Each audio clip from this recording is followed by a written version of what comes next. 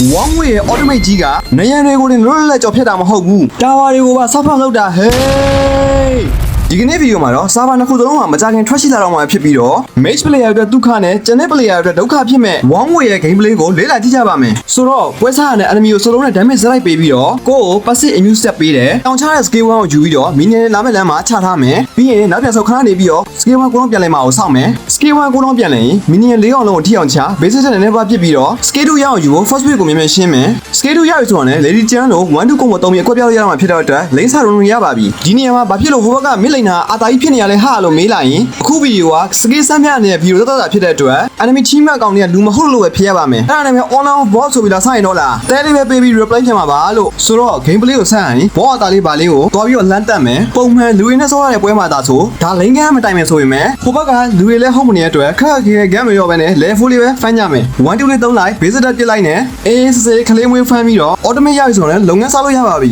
အဲ့မှာ automate ကြီးကို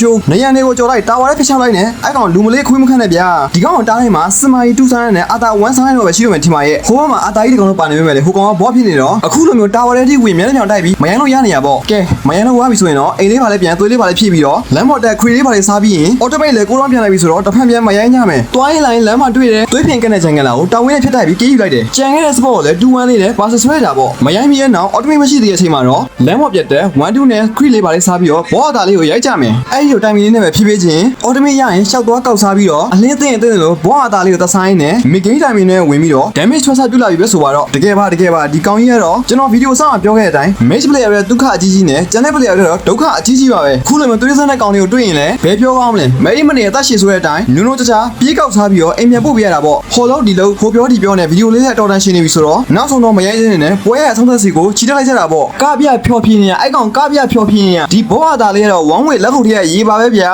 ကဲနောက်ဆုံးတော့မရိုင်းချင်းမှာတော့ဟောနေတာအသွင်းနဲ့ဘောငါ့ကိုတစ်ဖက်နဲ့သုံးနဲ့ကိုပြည့်ဝင်သွားမယ်ဘောလေးအတွက်မျက်ရည်နဲ့ဆက်လာထားအပွားdouble K triple K